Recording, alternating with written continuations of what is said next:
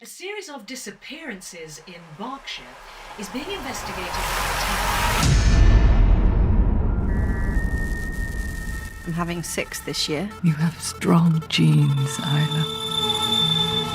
I'm having a little gathering on Saturday night for my birthday. I'd love it if you came. Really? Yeah. I'll be there. Yeah. Sounds good. Yeah. Just so that you know I'm online. Over the course of this evening, Ta-da. you gentlemen are going to be subjected to several games that are designed to test you in each and every way. Why us? Isn't it obvious? To give me my perfect child. No one walks away from this! Welcome to the family. Let's turn to our work. Shut up!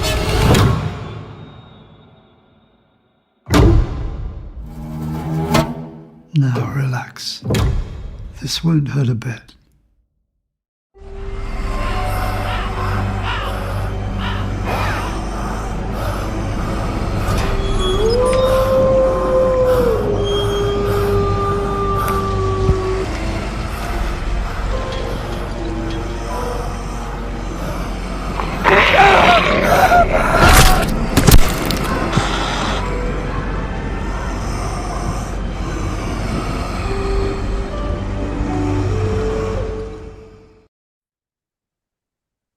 What up, folks? This is your boy Dino, aka Your Solid 5, and this is Beyond the Ether podcast.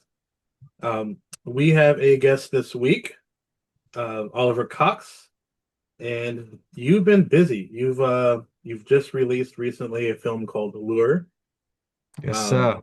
But you've been behind the camera for a little while, and doing a bunch of different things. But before we get into that stuff, can we go back a little in time about sort of your upbringing? I'd like to know more stuff about my guest. Like I kind of want to know what got you into the field. Do you know what? When I was a kid, like 7 or 8 years old, my dad found a webcam. I think a friend of his who was working in IT and tech back in sort of like the early 2000s had given him a webcam, right? Okay. And did this webcam literally stuck in my PC, and I spent maybe the first sort of 6 years of having this webcam just playing around with Windows Movie Maker, trying to make films, making VFX on, I think it was called FX Home back then. It was a really early sort of visual effects software, and yeah, I was making films just really from then. But I'd always wanted to try and do a feature. Okay. I think that's for any filmmaker, that's kind of the pièce de résistance. You want to make your feature film, and Right. Lure was an idea I had when I was like 17, 18 years old. So I'm 28 now. So, it's been 10 years in the making for me to even just get this one out. And now Right. I'm just really looking forward to what's about to happen next. So it's funny you say that because I want to make something or things, in the future, and I have zero experience with like anything, besides like a little Yeah, bit of yeah. writing. But I finally fucking bought a cheap camera myself, Oh, and yeah. so I've actually made a video for a contest in this office, which didn't, I didn't win obviously, but I made a 1 minute clip of like trying to, I guess you can say, trying to convince them to let me take Kane Hodder, from Friday the 13th to Yeah. on one of his like ghost hunting experiences. Uh, Like a found footage type idea. it was kind of like it was kind of like a me as a weird character, like kind of being like, I don't know, it was just a weird dialogue. I don't know, I was just trying to be weird and like unique.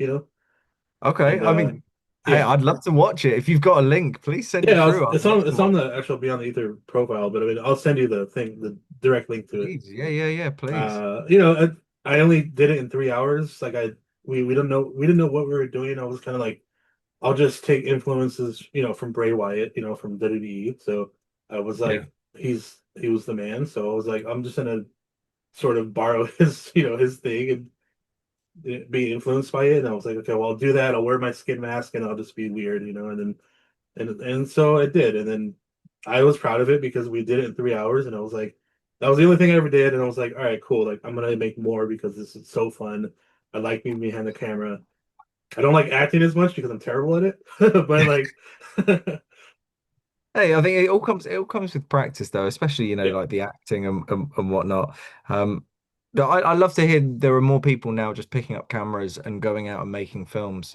For me that was a hobby that I found really young, and I'm glad that I found that hobby. Just having a little random idea and a story, and me and my business partner when we first met, and I was saying to him, I just want to make feature films. We would meet up once a week and just have these random silly ideas. There's a bloke that gives somebody a lighter and chases them around because they don't give them the lighter back.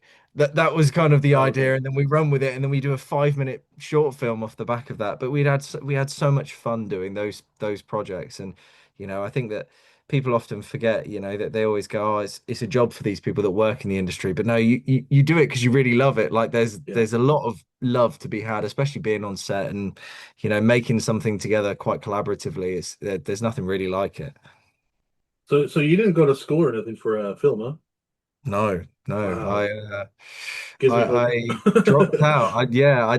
I didn't really get past sort of the college phase. I mean, college in Britain is like 16, 17 years old. Okay.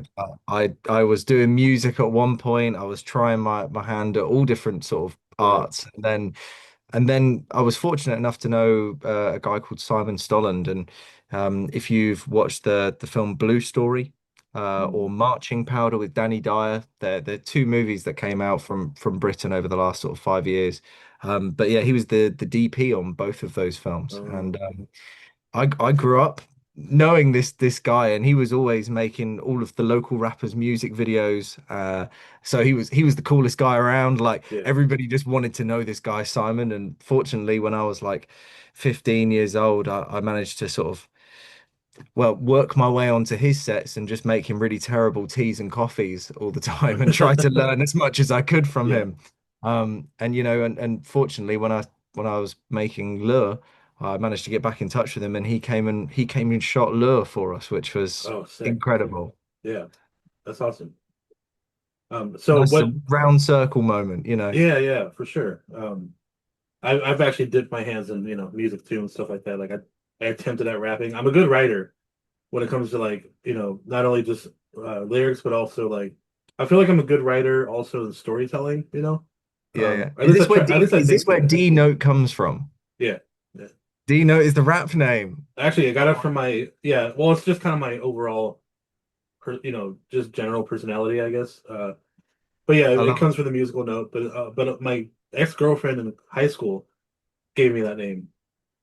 She's it. Wow, like, because it's she a knew I couple liked of to years write. old. Yeah, I was like 15. She knew I liked to write, so she's like, "You're D Note." I'm like, I fucking love that. So Yeah, and you took it. That was I it from took that it. day Yeah, on. yeah, yeah. So it's been with me for way too long, 26 years. You know, I'm I old mean, now. hey, it suits you though. It suits you. You are D Note. That's Yeah, it. yeah. That's what I go by.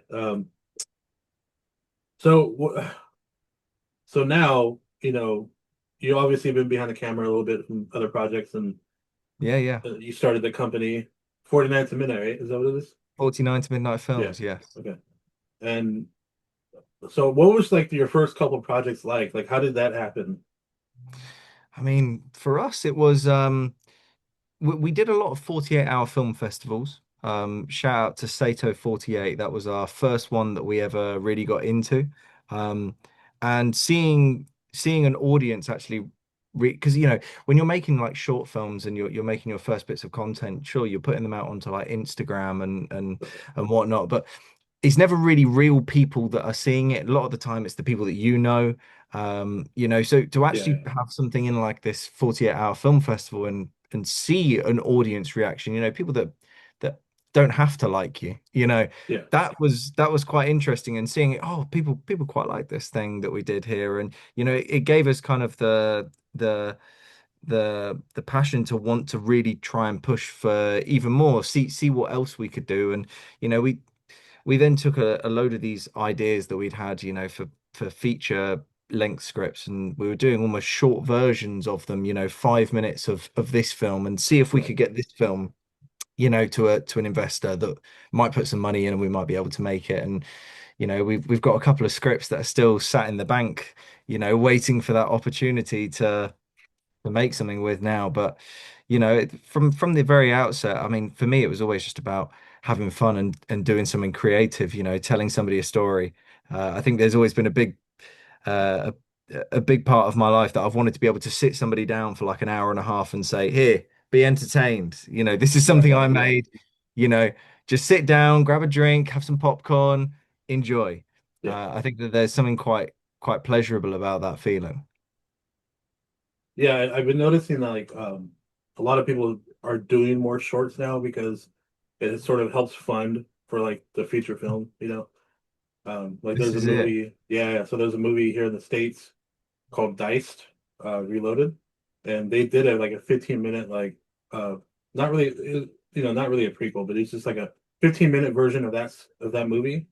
Yeah, yeah. And then they actually got the budget for the full hour and a half, It does and work. yeah, It yeah, does work, and I think shorts as well that they are more consumable, and right, especially to executive producers and whatnot. You've either got a big like an investment pack. We've all made these pitch decks and pitch packs, and it's full of all the text and the words and synopsises and whatnot. But if you're able to make a 5 to 10 minute, 15-minute short film and say, right, okay, you don't have to read anything. This is what we want to make, but just a really condensed short version. And if you like this, then you'll like what the feature is. I right. think that definitely works for a lot more of these investment opportunities now. I know I have one script that I haven't even like finished it. It's still in the early process, but like it has the potential of being like a full length, sort of weird project. Yeah, but I don't know. What I would go on? know. Give us the synopsis. What's the synopsis of this project? So it's gonna be. I want to film it black and white, Cool. and then also, so it's about these kids that are like they're all in a home, like they're in a thing, and they get tormented by their the person running it, the people that are running it. Oh wow. And so they all at some point they one kid messes up and it kind of ruins it for everybody. And so the headmaster like cuts out all their tongues. And then so the movie's gonna be called Yo, this took a wild yeah, turn yeah. here. So this movie's gonna be called Mute. So like Okay, yeah. nobody talks for like most of the film, because except for the beginning, obviously, when the kids are all talking and stuff, Yeah, and then yeah, yeah, yeah. they all become really fucked up when they get older. So like drug problems, like just I mean, they just they can't talk to anyone for help. So what yeah, else and this? they all stick together. So like they end up like growing up really shitty. So they like Yeah. rob houses and stuff like that, and and they'll like do like random stuff on the side to make money. So it's a Yeah. really dark, it's a really, really dark like thing. This is almost like if the Human Centipede 2 had a direct sequel. The people are, I if don't they got remember. out of that, this is what their lives would be. I can Yeah, imagine yeah. that black and white 4:3 ratio or something like that. Hmm. Yeah. I mean that, hey, if you've got the script for it, I'm sure that there's an investor out there that says I hope so. cut off their tongue. Yeah, I mean, I just got to the first like home invasion part, um, Cool. which is gonna be pretty wild. But who knows if I ever finish it? I got some zombie stuff too. I'm all over the place. Oh, Comedies, I love a zombie film. I always love a zombie yeah. film. Have you seen Shaun of the Dead? Oh, it's one of my favorites. Oh, it's classic, isn't it? Yeah, It's I want to get Nick classic. Frost or what's Simon Pegg to like Yeah, come on our son. show eventually, but we're still small. We're getting bigger, but Well, hey, eventually. I believe you'll have them here one day. I hope so. God, that'd be amazing. I met George Romero's daughter. Oh, really? Yeah, she was on our show October. No, November. Oh man, that must have been an incredible I experience. was like jittery. I was I was like shaking. I she popped up on screen. I'm like, it's really you. Because Oh like man. we were I was emailing her team, like, and so you don't know if it's really the person, sometimes you're like, maybe I'm being trolled or something. And then I can imagine, yeah. yeah, and then she popped up. I'm like, oh fuck, what do I do? Kind of thing. And so we Okay. talked for the hour. It was great. She's wonderful. Incredible, Yeah, she incredible she did stuff. that movie Queens of the Dead, that came out late last year. So Wow. Well, I need to catch up on these films. So, do you have like a top five recommended films of all time in this horror space? there's so many great movies, and I think most of them lean towards like the old school stuff for me. Hmm. I'm I don't know, maybe I'm a purist. Um, I love like old slashers and stuff like that. I love the old stuff. Like I love Nightmare on Elm Street. I know they're corny Yeah. in some ways, and so is It's Friday the classic 13th. though. It's Yeah, classic. I think, horror at one point, when we look at a lot of these films, I always think about The Exorcist and yeah, how at the time there were ambulances and paramedics and crews in case people were having heart palpitations yeah, and yeah, problems and whatnot. Wild, back then, we're obviously a lot more desensitized now, and I think that yeah, yeah. that's, it shows in the content and the media that comes out from a lot of these horror stuff, horror productions, But back then, that sort of stuff really was kind of first of its kind. You talk about Nightmare on Elm Street, and man, I grew up watching that film, so yeah, crazy. Yeah, I'm gonna actually have a Mount Rushmore on my like a tattoo. I Yeah, plan on having one. So it's gonna be Jason Myers, Chucky, and who was my fourth guy? I forgot. Um, Fuck, I'm having a blank. But anyway, there's gonna be the four of my Mount Rushmore, right? Um, incredible. You should I definitely do that. I know I will eventually at some point. Yeah, dude, I don't know. There's so many great classics. I mean, The Thing, the practical effects on that was amazing. You Yes. don't see a lot of practical effects like that anymore. It's all mostly CGI, which Yeah. which Yeah. is good because in some ways, because it's just easier, most Yeah. of the Yeah. time. But I do think though, practical is the way to go. If you can afford to do practical effects, Yeah, like, you know, the first Jurassic Park is so much more impactful to me than any of the newer stuff. yeah, Because that dinosaur was real. right, That right. what that was there. And you can see that it is really there. I think that, CGI really has gone backwards. You look at the old Pirates of the Caribbeans and think how incredible the CG and the work was there, and compared to most modern day CG, it really doesn't hold up. But I guess that's, it's a budget thing, but it's also Yeah, a time thing as well. Studios are just having to absolutely rail these productions out to keep up with their budgets a lot of the time. I'm not gonna mention a movie directly, but there's a famous character. Uh, they came out with a movie I think the last 2 years. Okay. And they used the face as like a digital like or at the body. They used the whole bad guy as like a digital character, and you Okay. can tell it was just so badly done. Like that, Oh, and it wow. wasn't like intentional. Like it wasn't like they were trying to make it look bad. Like they Yeah, really yeah. try to make him look, because the character himself is disfigured, Yeah. so it would be hard to do. It would be hard to do practical effects on a character like that. Um, Yes, yeah. but it kind of took away from the whole movie itself because I was like, I just don't. It just looks too silly What for is me. this? Yeah, I was like, I Eh, On can't. on the note of bad VFX though, have you ever seen Birdemic? No, You've never seen I've never Birdemic? seen it. Oh, brother. It is one of my favorite guilty pleasure movies. Okay, I love Birdemic. I got Um, see. I'm gonna watch that today after this interview. Brother, if you've not seen it, just sit down, prepare to be entertained for an hour and a half. That's it. Prepare to Okay, be entertained. Um, yeah, don't, if you've not seen the trailer for it, if you've not seen anything, I believe there might be a version on Amazon. okay. Uh, but yeah, it might even be on Amazon Prime, I think. I mean, I Well, don't if you're remember talking about paying for Prime, it. there's another movie that we just covered. We actually got some people coming on from the movie. But Coon, have you heard of that? No. What is Krakow? So, have you ever seen Cocaine Bear?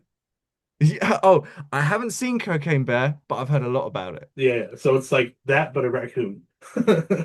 And he like finds some crack and he fucking goes wild. He starts to like kill everybody and shit. Like it's This sounds like great.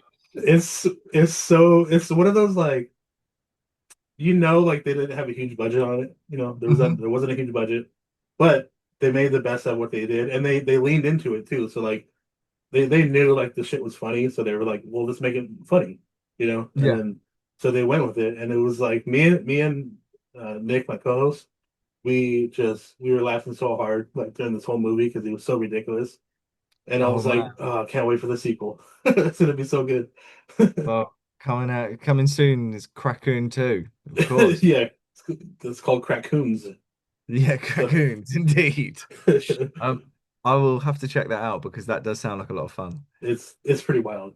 Um, so 49 to midnight, they start, you guys start making some of the films. And what got you and then you said you had been working on the script with Lure like the last decade, right?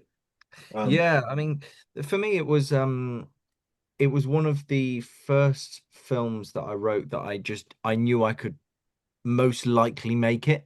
right. Everything else was quite a wild idea that would require a lot more budget and a lot more knowledge from all of us, considering I mean, the film was made by people that this was for most of them like their first time stepping onto like a feature production.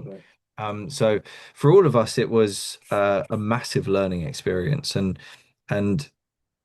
from the outset, I knew that lure was something that was attainable. Um, it's very much a one location sort of affair. Right. And then, sure, it's one location, but it's all actors that I could most likely find. Reece, my business partner, and me, we teach at this school called East 15, which is like a London-based drama school, and we teach a lot of Okay. screen acting there. Um, so for us, it was great. Well, we know where we can get people to be in a film, and we also know lots of locations and things that we could most likely be able to get at a reasonable price. Right. And it all kind of just fell into place. And Reece and I had the idea, well, if there's a film that we can make first, we'll make Lure. And yeah, it was shortly after that we met our executive producer and producer, and then it was kind of all go from there. It really was like a whirlwind. Within like sort of 4 months of us sort of meeting this person, we were getting ready for like the first day on set. Oh wow. The turnaround was really quick. For us, it also just took a long time in post-production. Okay. Coming out the back end of it. I had to manually resync all of the audio at one point. The time code for the sound Uh, literally just deleted itself halfway through the edit. See, but then again, I feel like I've said it before, but Lure for me was like a real trial by fire. If you want to make films, you kind of have to go through all of the hurdles in one go right. and prove that you can kind of get to the end of it, and then everything afterwards should be a lot easier to manage. But yeah, Lure was not an easy beast to tame. Um, and I'm just very, very grateful to be sitting here now. And the movie's out worldwide. We got a distribution deal. Yeah. It's really it like I was saying earlier, that the real reward for filmmakers is to have somebody be able to watch it. You can make all of these films and just put them out to the few people that but you're making them so that hopefully it's people like yourself over in the States that would be able to see it. And it's just not possible a lot of the time, especially in the indie sector, to really find a distribution deal even. Right. So I feel great to just be on this side of the fence now. 5 years ago was the beginning of 5 years of stress. Yeah. Yeah. um but yeah, here we are. I know it kind of. I mean, and this is different, obviously, but like it's kind of like me and podcasting. Like I've Mm, been doing it for a long time, So this is like my fourth show. So it's like, everything before that has just been like trial by error and like, just yeah, the hustle, all that shit. Like, and I feel like just the entertainment business in general is just very hard and just continuous. It's like once you start getting over certain humps, it becomes easier. yeah, Like yeah, slightly. It depends on the situation, but like this last year with this show, we've just been hitting marks like every month. It's been kind of crazy. Like we're just like, yeah. oh, we've already accomplished this.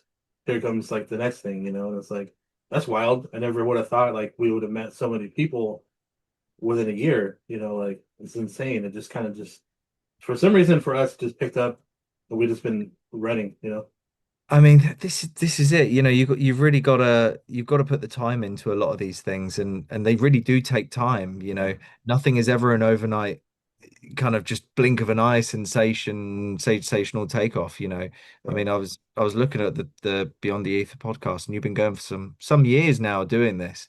You know, um, same with us for making films, and I'm really just looking forward to now seeing what the future's gonna hold. Lure is out there, into the ether, um, Yeah. um, and that it's been really wild just seeing a lot of the responses and people having their own theories and whatnot. And it's just for us again, we just go, right, okay, now that we've made that film, let's take everything we've learned and now make this next one. I mean, we've Right. got Right. another thriller horror film that's in pre-production at the moment. Um, so hopefully that should be coming sometime either later this year or beginning part of next year. Um, but yeah, it's been a wild roller coaster. Yeah. Yeah. Imagine. So like, you mentioned that you were getting some of the actors from like the school, right? Mhm. Is that how you picked up Sylvia? Or So, Sylvia's actually Reece Henderson's partner. oh, okay. So yeah, Reece, who plays Damien in the film, also my business partner. Right. Yeah, but his partner in real life is Sylvia Wow. Presente. So, yeah, it was when I was sort of adapting the script, knowing that we were going to be doing it now on the budget that we had and whatnot, and we were looking at the castings. Um, I couldn't really see anybody but Sylvia for that role. So it was great that she stepped on to do it for us, and I feel like she smashed it as Oh Isla. And yeah, she's wonderful. she is wonderful. Yeah. If there's any reason to watch Lure, it's how unsettling and powerful she is as a woman on screen. Do you know what I mean? Yeah, yeah. I was like, oh man, I gotta see what I don't know. She totally just captured everything about, her character and took it to, where you needed it to be. Mm. No, So I was the main portion of that film, the round the table stuff, we actually shot most of that like theater as well. A lot of these actors had more theater experience than screen experience at this point. okay. Um, and something that we were quite keen on was being able to roll these really long takes, so that as an actor, you've then got enough time to pick up in that story, get where you need to be narratively, and follow your own arc. And it worked really well for us as just super long takes. I mean, we were rolling for like 20 minutes on Oh wow. on Wow. one shot. Um, just to go, right, okay, well, we'll go up to there. I was really happy with all of that performance. Right, let's start again from maybe 20 lines back from this bit, and then we'll Yeah. go again from here, you know, and really sort of knocking it off in piecemeal. I mean, we shot that full 40-minute sort of segment of Lure uh, in, I think it was around about 2 days, 3 days Okay. in total. And there's six boys around the table. You've got Yeah. Isla, then you've got Edward who walks in as well. So we had quite a lot to cover in that time. But again, running it in those takes just really allowed us to actually just roll through it quite a lot. So yeah, I mean, I feel like they all smashed it, and I couldn't I couldn't have been happier to have the cast that I did. Uh, Also Greg Fung, he's a very good friend of ours. Okay. Played Marcus in the film. you know, uh, the energy that he brought to Marcus was one that I hadn't necessarily seen before, but he always puts a smile on my face when I watch it. When she's asking, when she's asking him why did you come tonight, and he says, "Oh, to make friends, just to make friends." And we all know that he doesn't want to just make Yeah, yeah, yeah. friends. He's full of shit, yeah. Um, but yeah, man, like all of these people, they're all just lovely people, and I'm so grateful that they were friends as well before just being colleagues, and we're working together and making this thing. They're all friends before that. So to actually going through this rocket ship experience that was Lure, trying to make your first feature film, everyone was so down and so on board with it, and that really helped us to get to where we needed to get everything done and done in time. Time pressures, especially when you're filming on location like that, that they're huge. You've only got that Right. 2 or 3 day period that you can get this, and because the place we were filming was like an open hotel, Oh wow. Okay. like it wasn't closed for us.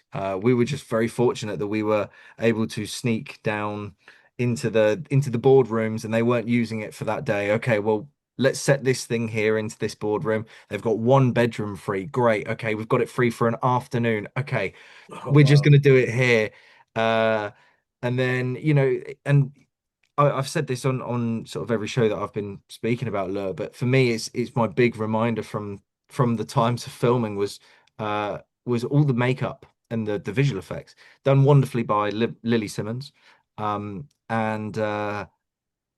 that makeup, obviously, you get an actor in first thing in the morning, you sit them down, they're having their breakfast, and you're putting on these, you know, pierced eyes and blood all over them, or they're missing teeth or whatever it is, right? And then you've got guests of the hotel just walking around. Right.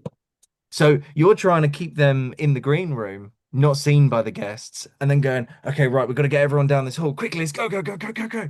And you've got somebody watching a hallway. It all felt very, very sneaky and suspicious. But you know, everyone just played such a big part in being able to make it happen. And I'm just very grateful that we really got this opportunity to go out there and make something.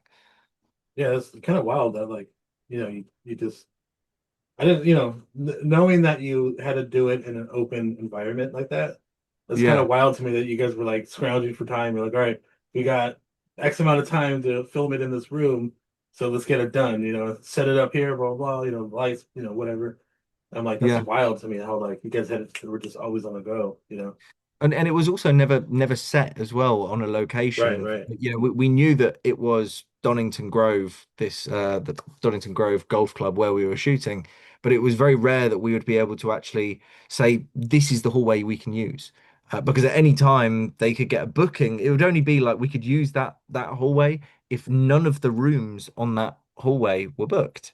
And fortunately, it's not like a proper hotel where you've got like numbers all over the doors or yeah, anything like that. They've just got really discreet keys and everything. So wow, for us, it was a godsend because we didn't really have to do too much set design to change how it looked. But it was like, okay, right, we've got this period of half an hour, 45 minutes free where the maids have just finished cleaning the rooms and we can quickly just go and get this one walking shot down here. Okay, great. Now let's piece that together with this. But the blessing really was that when I was even writing Lure, I was writing it for Donington Grove, so it oh, worked kind of geographically and logically in my own head well before we'd even got there. So, you know, Lure is just a combination of blessings that happened all at the same time to be able to actually make a feature film with right, with very little money and an ever expanding script as well. Things were changing on the fly a lot of the time. We'd shoot something and then realize we can't shoot this other thing, so we've got to now do a little tweak here and whatnot. right, So, you know, it's all a bit of a wild experience, really. yeah. Oh man, I I wish I feel would I have been feel like flying that's the all whole. indie. That's all indie filmmaking, though. I really believe. Yeah, It's problem solving at its very, very core. everybody that we've talked to, like, especially indie films, they're Mm, always just like, oh yeah, like, you only get like 2 weeks to film or a week to film, and yeah. like you're just scrounging around, like you're just running around everywhere, like, all right, you gotta, and then film at like 3 in the morning to like whatever, it's just like crazy. I don't know, wild, Yeah. I but mean, works. that's the scheduling for Lure really was, in the UK, we you can't turn over on the next day less than 12 hours after you've finished the day prior. Oh wow, okay, Um, so there was this constant juggle where, if we finished at midnight and we want to be going by 12 p.m. the next day. We have to know that, oh, okay, if anything runs later and it goes to 1, 2 a.m., you can't get a shot until somebody's moved a car. I mean, working in an open hotel as well, a lot of it was you really hope that people don't park in these certain spaces so that we could get this shot for the exterior. Um, Right. so you're constantly juggling a lot of different sort of logistical things that you just can't even you can't affect, you can't impact. You just kind of have to go with the flow with what Yeah. happens. Um, there were a couple of nights where you plan out fortunately most things were day for night, so we were able to like black out windows and whatnot. Okay. Um, but there were some external portions that were night shoots essentially, Right. and we filmed it in the height of summer, right? So these night portions we couldn't properly turn over until 10 p.m. And because it was 10 p.m. as well, we would have to keep all the noise down because we're in a hotel, you know. Right. So I remember doing there's one scene where we've got Edward being whipped by Camilla, and that was one of the last things we filmed on one of the first days actually. And we were doing all of that like mime Oh wow. And then you put because in post audio. because you just couldn't. You Yeah. we were in the open hotel. If we were out there hooting and hollering at like 3 a.m. in the morning, they You would have were had kicked something to out. say about it, Yeah. and we were just so fortunate to get the space that we were like, right, let's not do anything to piss off the people that Yeah. run in this hotel. I had no idea about like the whole 12-hour turnaround thing. No one's ever said that before. So Maybe it's just something in the UK, but yeah, I mean it's a thing that you have to kind of stick to. Like equity is a big thing in the UK. Um, and actors and crews have different unions over here that okay. really are quite strict on it as well. So you've got to obey by the rules, and it's only really on the real indie stuff where you've just not got loads of external people that you see people turning over at 5 hours, they've literally just finished filming and passed out, and then they wake up and press record Back on, again yeah. you Back know on it, yeah. Oh man. but that was more like what my other film 49 Miles More was like, and it comes out in June this year. So I'll make sure that you get a copy because I'm sure you'll have good fun with it. It's a bit of a surrealist comedy drama, bit Okay. abstract and surreal, but yeah, good fun. But that was even more indie than Lure was. We had tiny budget for that, and for us it was it was really a case of any moment that you're awake whilst in a location, well, we should be getting something with this camera. We can't just be sitting here waiting. So, Right. we were up at all hours of the night, just shooting away, first thing in the morning, just turning over and, having little respites in between just to get it done within a reasonable amount of time. I was gonna ask you, so like for instance, when you guys are doing the table scene, Mm. um, and you guys run through the script, right? You guys do a couple shots. Did at any point did you let them like improvise anything? Yeah, there was a lot of improvisation to it. The benefit we had as well is that most of those shots ended up being singles. Or like you've not got two actors that we can see at the same time. So an actor, if they were improvising with themselves and what they're doing in that moment, well, they can kind of do it. And if it works, we just get a take with it and then a take Right. without it. And it didn't necessarily ever impact anybody else. So most notably Gregory Fung. I mean, Gregory Fung is if ever I've met an actor that will use any opportunity to improvise, it's him. And before we were doing takes, he was saying to me, he was saying, "Yo, uh, I really feel like Marcus should be like sweating quite a bit here." And I'd say to him, "Yeah, yeah, okay, whatever you want to do, thinking he might do some press ups or whatever." But this guy, he came prepared and he's got like a whole bottle of hot sauce, right? Before, and I'm not even joking. He's like pouring this hot sauce into his mouth, right? And we're just getting ready, the second AC's there with the clapperboard, going, and right, okay, let's turn over then, you know. And he's there, he's swallowed all this hot sauce and he just starts profusely sweating throughout the tape. And I look back at it and it's things that I see when because obviously I sift through all the footage when I'm editing it. Right. Um, and I see all of those moments when he's got a hot sauce bottle hanging out of his mouth before the Before clapper's the gone. take. Yeah, yeah. Yeah. Um, but hey, it blends in with the film, but he is most notably the one that wants to improvise. Hey, at least Yes. at least it was hot sauce and not like cocaine or something, you know? Yeah, I He's all mean, jacked up. Like, hey, ah. that's one way to get the set shut down. But yeah, no, I mean he also improvised the whole piece with Marcus in the basement shouting the Chinese.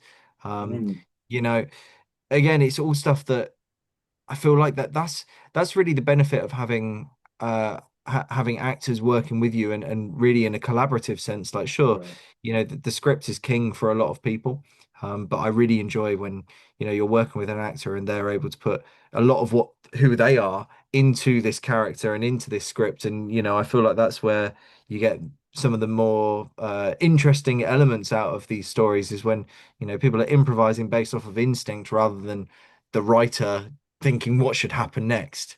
Do you know what I Right. mean? Yeah. Yeah, there's something about like, I don't know. If I watch a movie and I don't like feel that the person's like I don't know. If that person's too generic, like I'm just not into it.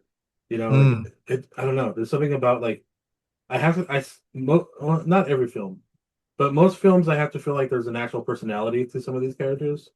yeah, Otherwise, it just turns me off. It yeah. feels too like generic and boring to me? Sterile. Yeah, yeah. Yeah, no, I completely get It that. was nice when like the actor cares enough, or maybe not even the actor, because sometimes the actors want to do stuff and like they're Mm. not allowed to. They're like because sometimes it'd be like the writer like, well, that's not how I wrote it, and Yeah, yeah, yeah. which I understand because as a writer myself, I'm like, well, I don't know if I want that, but I guess if it works for it just all depends on the project and everything. But I've certainly, when I first wanted to embark on making feature films, somebody said to me that a script or a film is made three times. It's made once in the writing, once on set, and then once again in the edit. right, And to compare your script to how it ends up getting shot eventually to how you edit it again in post, you're chucking scenes around, and a lot of the time, as an editor, I'm looking through takes, and if the character that we're on at the time isn't talking, well, I can use any of that reaction time. So I've got reactions in there that were intended for different things. You're almost taking a jigsaw puzzle of what an actor right, gives right. you in that take and shuffling it around sometimes to just make it even more interesting when you're watching it. Um, so yeah, no, I think that's a big thing that I've really sort of learned as well is just not to be too precious with my lines and with script as well, and to be a bit more free with it. I felt like when we actually embarked on the film 49 Miles More, Mhm. that we took that with the script is really far down the running order of what's important. It's tell the story first and foremost. And, Yeah. 49 Miles More is, I would say, probably a good 70% improvisation based off of what the lines were. But, again, Gregory Fung, he plays a very integral role in that. And, Mm. when he got the opportunity to improvise, boy, did he take it with both hands. He But, hit the you floor know, running it. Yeah. Mr. Hot Sauce over here. Yeah, this is it.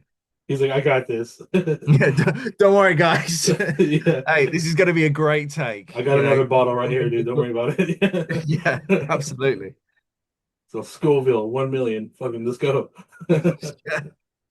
Yeah, no, I mean, really though, like script is one of those things that like even with Lure, like up to the days that we were filming, things were changing on the fly, things were changing Right. as you're going, and I feel like that is kind of a product of indie filmmaking. Things can't always work out the way that you expect them to in your head, you Yeah. know. Um, and even more so that when you're working in a location that's quite volatile, something like this open hotel, well, we just can't get this scene anymore. We've missed that time slot, or Right, right. so you've got to adapt it, and there is no choice because you're not, everybody is working for very, very little money. Yeah. But the money does run out. That's it. So yeah, I've just this is it. You've really got to be ready for the ride when making a feature film, and even more so maybe with horror. Just you know horror is one of those things where you've got all of the VFX and the special effects. There's a lot more involved in that sort of field. Um, so compared to like a drama film, a drama film, just talking heads a lot of the time, talking heads walking around, new location, talking heads. But in a horror Yeah. film, you've got all these props, we just had this massive trolley the whole time that's just full of props, and we're trying to keep note of them. Right, okay, we've got 15 bundles of chain, we've got 20 bits of rope over here, we've got XYZ, all these different various weapons. Now, have we got the bloodied state version of the weapon or just the clean one? Right. And trying to manage all of that even is just it's a mammoth task. So yeah, that is the nature of the beast. And so from beginning to, final day of filming, how long did that take? Is that like full length? So that was 17 days in total Oh because wow. Okay. we shot 14 in like the principal filming. When the film was first cut, it was like 2.5 hours long. Right. There was a lot of content, and a lot of that had to be cut off Yeah. to make it right for a hour and a half feature, but we ended up having stuff that couldn't be shot in our first block that then became available to us later on. And we thought, okay, well that stuff's, we'd almost kind of adapted the story at the time to fit into the principal filming block, and then you get the opportunity to shoot the thing that you've adapted it to because so you go, okay, right, fine, I want to shoot the shots. And that for me was all of the stuff with Icarus, and the milking scene at the beginning of the film, and having the external family, from what we see with Isla in the house, that runs concurrently throughout the film. And when we got the opportunity to shoot that, and that came with, okay, then now we get the opportunity to shoot this big the gun montage that we wanted for the end. So even then, we took on more footage and then had to weave that into the story. So then some of those bits that we had adapted, we went, okay, right, well then that's got to be cut now, Right. and you've got to cut that bit off so that this bit can exist. It really was a journey with it. I imagine. God, I would have such a hard time like figuring out what to cut, what to keep. Yeah. Honestly, that is a real skill. I think that whenever you're, especially, a writer, director, editor, on these indie things, you take on about 25 different titles just Yeah. to get the job done. And you start off very precious. Especially with all your takes, you're leaving far too long on the beginning and on the end of it. You want to see all the performance, and yeah, you watch through this 15-minute cut of one scene, and you go, "Wow, that is quite long now. You've really got to speed this up." Um, Yeah. and I don't really think that feeling or that experience will ever change. I think that whatever I end up making, I'm always going to end up, shooting a lot more content than I need to. And then, you get to the edit and go, "Well, I'll just chop it all down and squeeze it in as quickly as possible." Yeah. Oh man. Yeah. Everybody that we've talked to with independent films, they've always said, to add on to what you said earlier about the length of time film. Usually, it's like anywhere between like a week to like no more than 2 weeks of Yeah, like straight filming, and then they then it goes to post production or not, well, the editing process and yeah, whatnot, and sometimes reshoots. But like those reshoots are only like a day, like yeah, later yeah, yeah. on, like in the year or like the next year or something like that. So that's so Yeah. wild. I couldn't imagine being. Well, I hope to imagine someday to be in that sort of situation, but you know, time will tell. Hey, I believe, my friend, we are currently in the era where making a film is quite attainable for a lot of people. Right, right. We're seeing iPhones as main cameras now in actual Hollywood productions. So it's it's crazy to see that it is viable for anybody. You know, if you've ever played with the Black Magic app on your No, phone before, it's no. fantastic. It's fantastic. It's really, really user friendly. It does all of the things that you want to be able to do if you even if you are using like a proper cinema camera, you know, and it looks good. You know, Okay. the footage that you get out of it works well in things like DaVinci. You know, it's not messed up any of the metadata or anything like that. Yeah, it's good. It's really simple and easy to do. And I've seen so many people now, you know, even students that I'm teaching at East 15, that are wanting to make more films. And, you know, I think really we are at that place where even if you make a film now, you've also got a place where you can put it out, you know, TikTok and Instagram Yeah. and YouTube. There are massive audiences on there, and people are more used to watching iPhone footage nowadays sometimes than it comes to, you know, proper cinematic productions. You know, we're starting to see a big influx of like vertical dramas in the Yeah. UK at the moment. Huge. Massive, Worldwide, massive. actually. Yeah.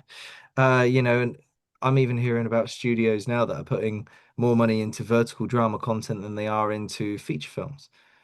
Yeah.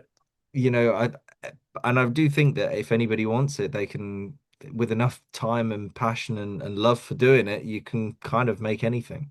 Yeah. I wonder how long that's gonna last for because, like, everything goes in waves, right? It's like, Mm. so I wonder how long that ride will go because, right now it's huge. Big companies are dumping money into it. So, Yeah, yeah. now we have like Screamify. And they're doing like a bunch of verticals for horror films now.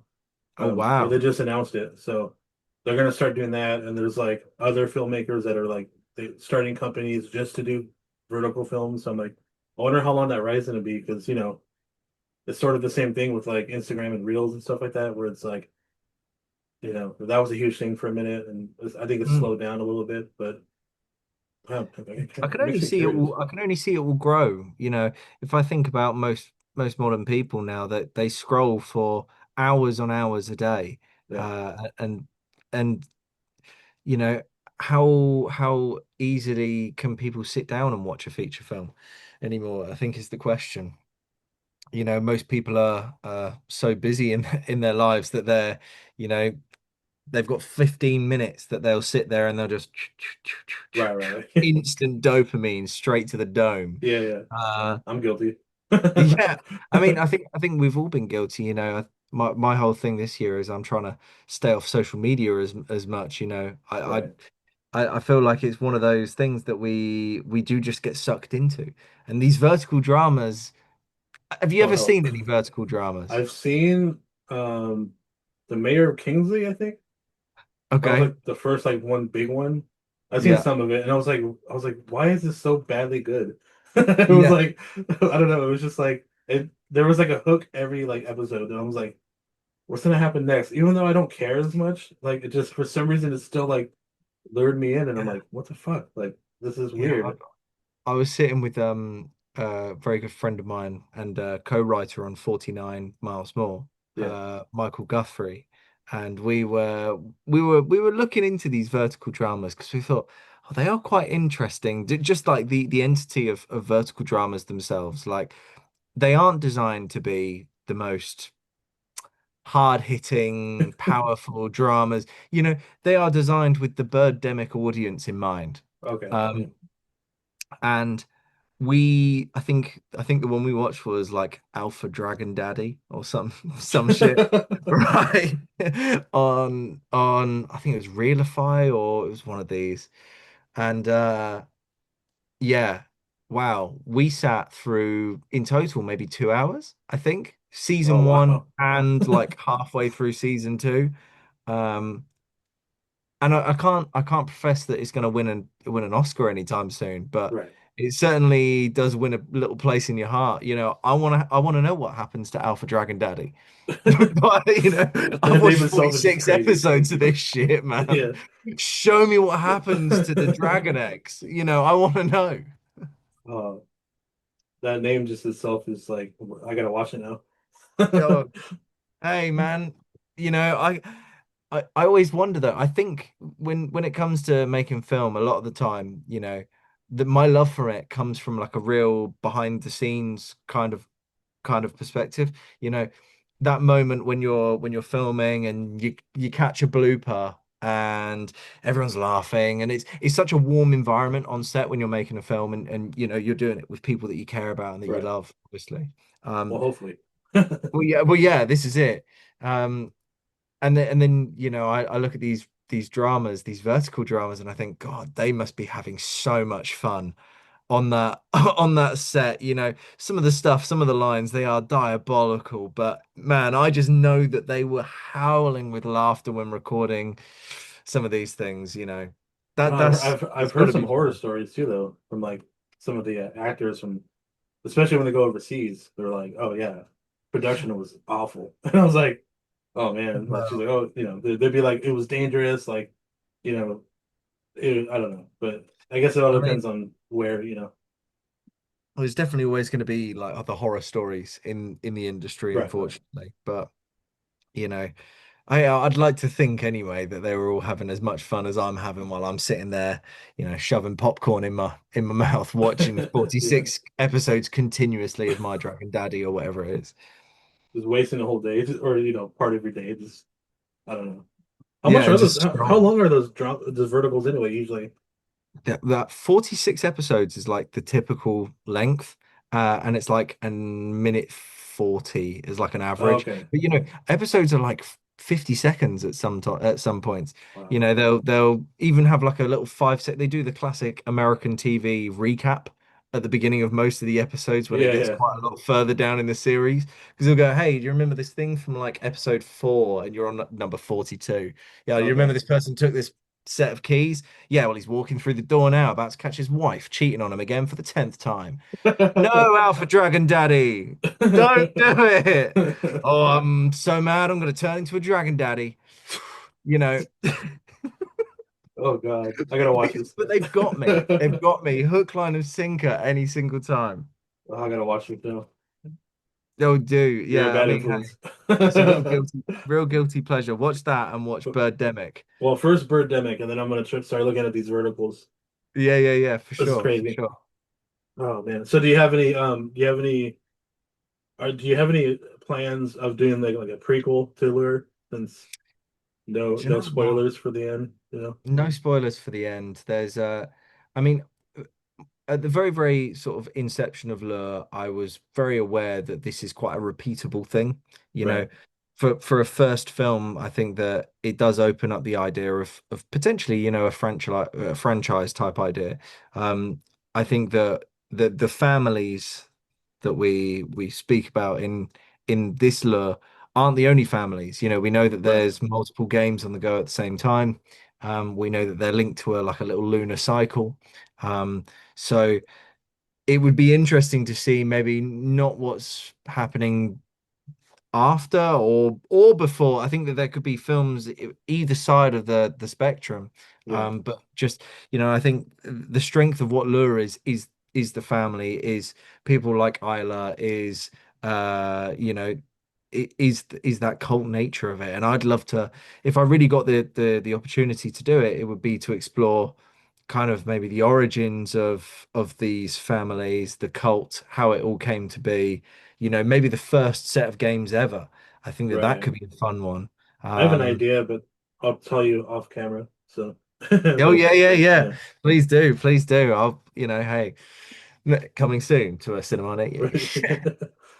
Yeah, I'm excited to see your next project. You said maybe later this year. Yeah, so I've got my second feature film, 49 Miles More, that launches in June. June. Okay. Uh, and at the moment, we're working on this thriller horror. So it's a new IP. It's a completely new idea for us, but something that is a little bit more mind-bending and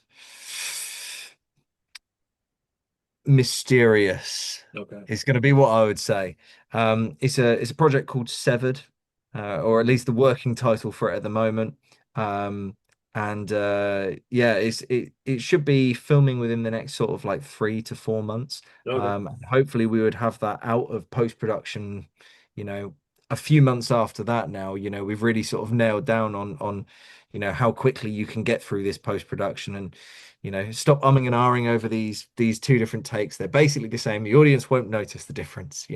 Just pick one for now, and if you really don't like it later, you can change it.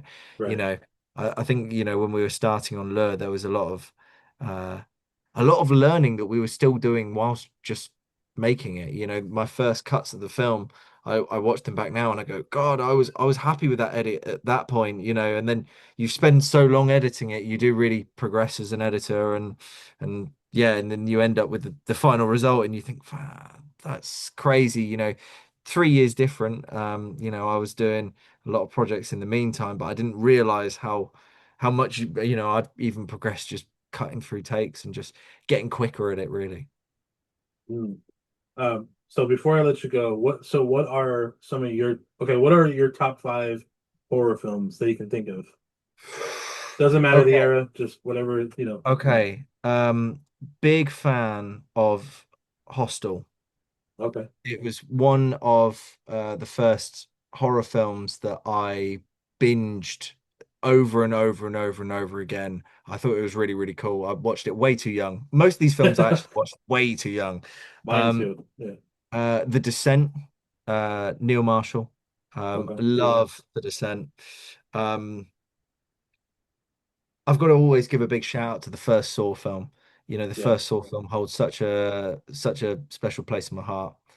Um, Oh, Birdemic. I'll put it in there. I'll put it in there because Okay. it counts as a horror. It Yeah. counts as a Okay. horror. And do you know what? This would probably go in my number one, but Existenz. I don't know what that is. Okay, it's maybe more of a sci-fi thriller horror, but I Okay. definitely think it's horrifying. Yeah, it's got Jude Law in it. It's Oh. Jude Law, Willem Dafoe. Ooh. It's brilliant. I absolutely love it. And one of my big things is one day I want to be working with Willem Dafoe and Jude Law, mainly just so I can go, tell me all about Existence. Tell me all about this film. I I got love you it for so 5 minutes. much. Tell me about yeah. Yeah. But no, I'd love to be working with Jude Law and Willem Dafoe one day. But yeah, Existenz, go check that one out. That's also a good one. But obviously, That's Birdemic really, first. that's Special really up place in my there. heart. I'm watching that today. Yeah, you go for it. I'm gonna love it. Uh, Crazy thing before I let you go. The first horror film I remember being freaked out about. Actually, the first horror, well, I guess horror film. It's Yeah. been proven later it's mostly falsified. But Faces of Death was like the first one that I watched. Faces of Death. I Yeah, don't even so know if I know this title. I okay, need to. I do it need to was like Google it it. was outlawed like right after it came out, like because it was it was like basically watching a bunch of people like die in real life. Like they would get like What? electrocuted or like hit by a train and shit like that. Like so it was like footage of like severe accidents happening and like people would just record it and cut it all into one movie. And like there was even like a scene where like What? they like dissected a monkey and was like picking at his brain while it was still alive and shit like that. Like it was like crazy stuff. And so I I don't mean, know. they'd been definitely smoking something before they embarked Yeah, on so on but putting like that you together. can like back in the early either late 80s or early 90s, you could go to the video store and rent it. It was like out in the public. But they banned it in like a bunch of different countries. So that's probably why you didn't see it because it was probably banned in the UK.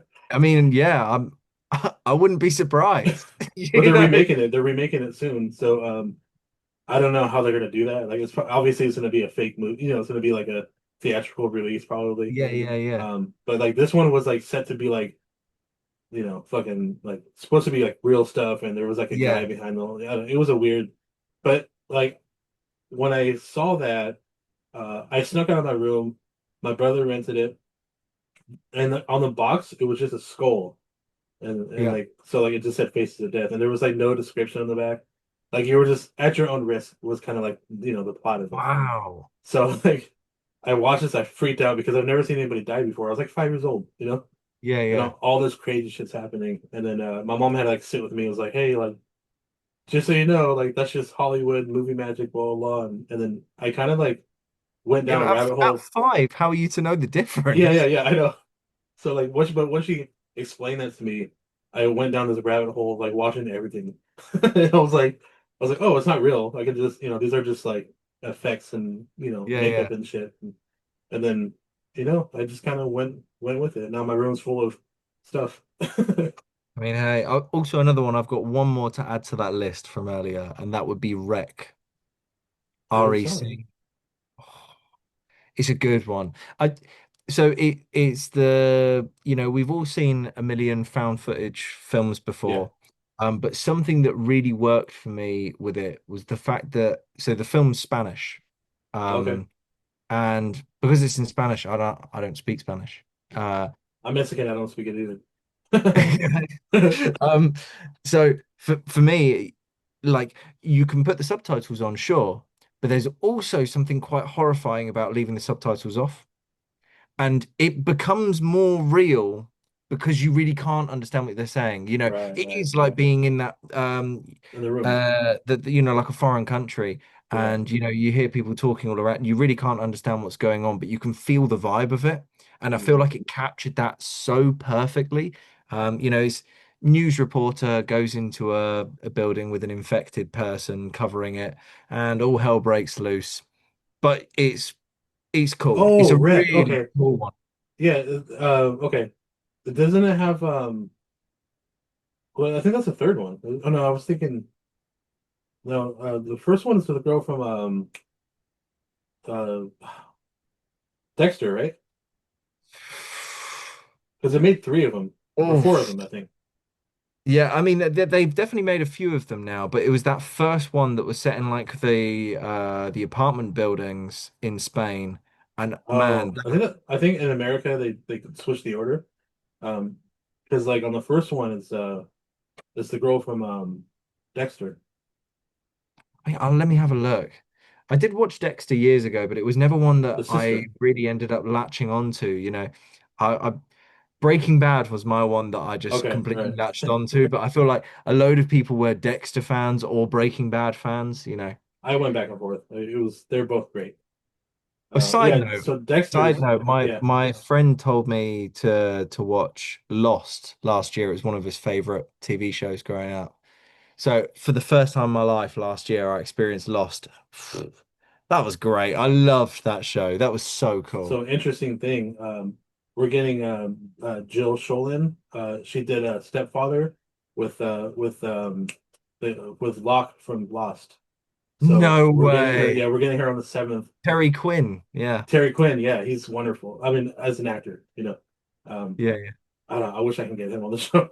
He's so cool. Hey, let's set a petition. I know. Dino needs I Terry need Quinn, I Simon need Pegg, everybody. and Edgar Wright and Nick Frost. God, Yeah. if only. Yeah. So on Dexter, she plays the sister of Dex. So Morgan, I think her name is. No, no, not Morgan. Uh, I forgot her name on the show, but anyway, I'm just yeah. having a look now. Rec One cast. Uh Manuela Velasco. Oh, maybe I'm wrong. Maybe she's on the second one. Maybe it is the second one. Oh, no, I'm just having a look. So there's no Dexter Okay, on so it's that got to be one. the Yeah, second one. She's on one of must them be the though. second one. Do you know what? I need to watch the rest of them. I've only ever actually seen that first one. But yeah, that really stuck in my memory. Again, watched it way too young. Probably at a time when for me it wasn't even a film. It was like I was just watching this like a Spanish, news report. And so Yeah. it was just quite horrifying when things start going wrong. So now I gotta see what's name. Jennifer Maybe it's Carpenter. Rec 2. It might be Rec 2. You never Oh, know. no, I'm wrong. She was on Quarantine. Mm, That's what she was on. I've seen that one as well. Okay, That's the my bad. infection on an aeroplane. Yeah, but I Yeah. do remember seeing Wreck a long time ago. But yeah, it's a good movie for sure. Yeah. Yeah, it's definitely one of my favorites of the found footage sort of era of horror films. But yeah, I just watched three recently. I think the wedding one where they're at a Do you know what? wedding and it goes fucking bonkers. Okay, I need to catch up with these films, and I Yeah. need to see Crackoon, obviously. Dude, you gotta watch it. If I'm watching Birdemic today, you gotta watch Crackdown. Do you know what? Deal. I'll watch Crackoon and you watch Bird. I'm That gonna sounds text good. you later. I'll be like, dude, amazing. Yeah. No, I'm looking forward to it, my friend. Thank you so much as well for having me on Yeah, today. Really appreciate I'm you. looking forward to your projects coming up. We'll keep in touch, and I'm gonna drop some socials now because I like to do that at the well, we generally do it at the end of the video. So Nice. for those that are watching, our Instagram account is beyond the underscore ether. And then my personal account is Kelly underscore DTO on the Instagram. And if you want to email us about how handsome I am and how you love all my background stuff, it is boocrew2025 at Gmail. And if you want to shout out any socials, go ahead. Of course, if people want to go and follow me on Instagram, it's at Oliver Cox Director. Follow our film production page as well, 49 to Midnight Films, where we always post all of our latest news, clips, and bits and pieces for our films that are coming out. But yeah, thank you very much for having me, and yeah, I'm very much looking forward to coming and showing you some more films in the future. Oh, yeah. I'm going to be sharing a bunch of your stuff as soon as I can. Thank you, brother. All right, man. Appreciate you. We'll be talking soon. See you later.